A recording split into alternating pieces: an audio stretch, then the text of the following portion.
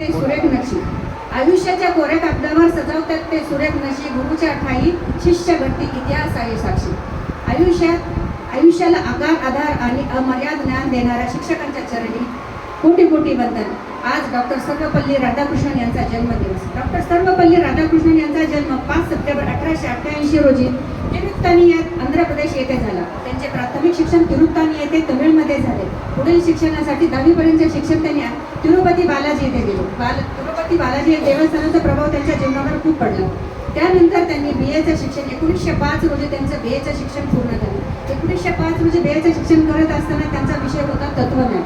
1908 साली त्यांनी जेव्हा MAचं शिक्षण घेतलं तेव्हा एक प्रबंध साजरा करावा लागत असे. त्यांचा प्रबंधाचा विषय होता वैदिक शास्त्रातील नीतिशास्त्र, वेदांतातील नीतिशास्त्र.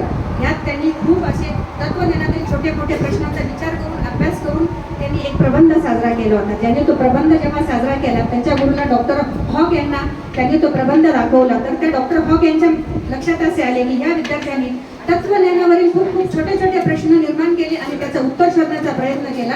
हे नक्कीच पुढील जीवनात खूप महत्त्वाचे आहे. त्यासाठी तोच प्रबंध हा 1911 मध्ये पुस्तक रूपाने प्रकाशित करण्यात आला.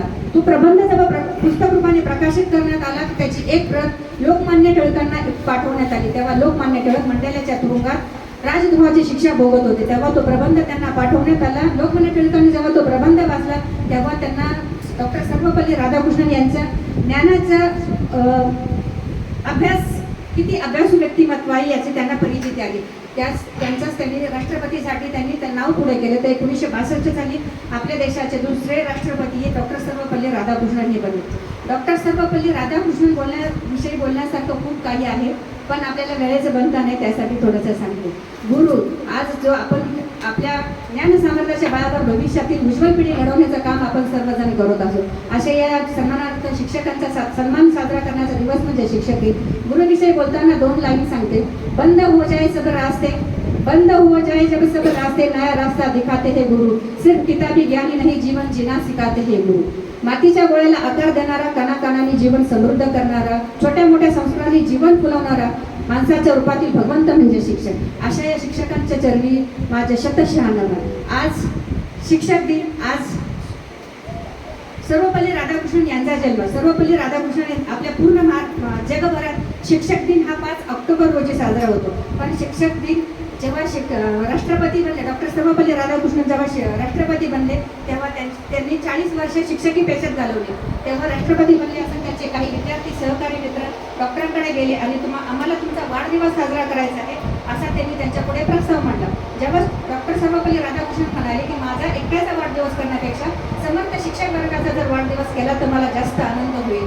असे त्यांनी 5 ऑक्टोबरचा पूर्ण राज्यभर आपण महाराष्ट्र राज्य जगभरात 5 ऑक्टोबर रोजी साजरा होतो पण आपण देशभरात आपल्या भारत देशात 5 सप्टेंबर रोजी तो साजरा करतो. त्यांनी तो साजरा वाढदिवसाच्या निमित्त साजरा केला जाणारा हा शिक्षक दिन. पण आज हाडाचा शिक्षक आपल्या नेहरे सर 5 त्यांनी ठरवण्यात आले होते मला बनायचं शिक्षकच बनायचं म्हणून ते 5 सप्टेंबर रोजी त्यांनी जन्म घेतला. अशा या हाडाच्या शिक्षकाला माझ्याकडून वाढदिवसाच्या खूप खूप शुभेच्छा.